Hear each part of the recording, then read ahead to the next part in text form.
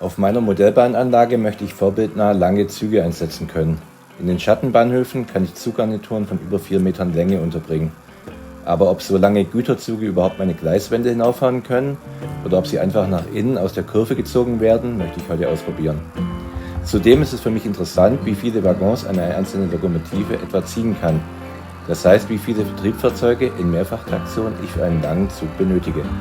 Dafür spanne ich eine meiner längsten Zuggarnituren, einen 96-Achsen-Kesselwagen-Ganzzug, hinter eine E50 von Märklin.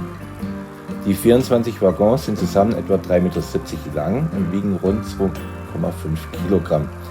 Im ersten Anlauf möchte ich versuchen, die Gleiswände mit einer konstanten Geschwindigkeit von umgerechnet etwa 80 Stundenkilometer zu befahren. Falls der Zug in der Gleiswände stecken bleibt, werde ich einige Waggons abhängen, um herauszufinden, wie viele Wagen diese große und schwere E-Lok denn packt.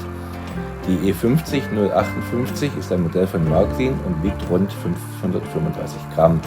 Es sind 4 der 6 Achsen angetrieben und 8 der 4 angetriebenen Räder haben zudem einen Haftreifen.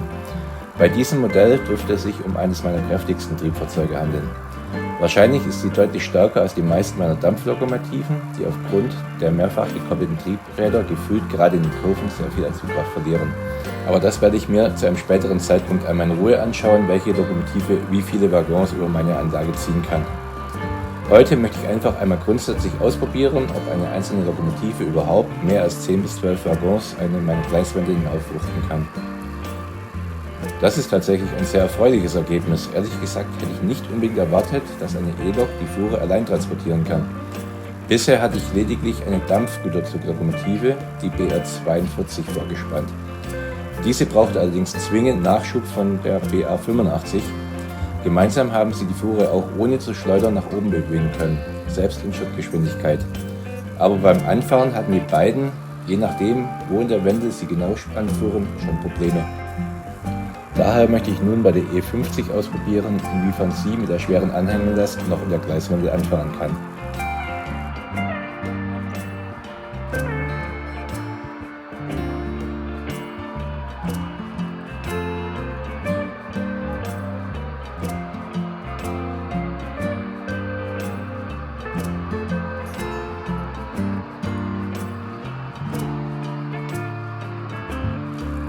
Jetzt ist der Zug komplett in Steckung eingefahren und ich halte zum ersten Mal an.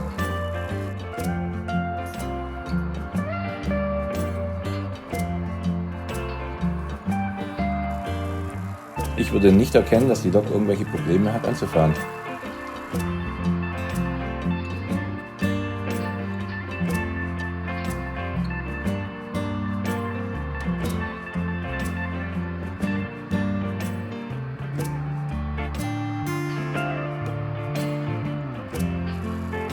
Hier an dieser Stelle scheint sie schon sehr viel mehr Mühe zu haben.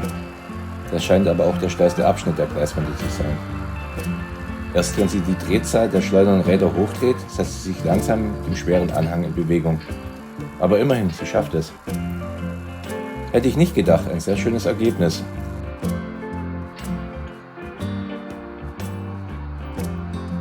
Trotzdem werde ich versuchen, die Steuerung der Blockstrecken zukünftig so einzurichten, dass besonders schwere Güterzüge nach Möglichkeit nicht unbedingt in einem steilen Anstieg anhalten müssen. Solche speziellen Regelungen und Einschränkungen gibt es bei Steilstrecken übrigens sogar teilweise beim Vorbild.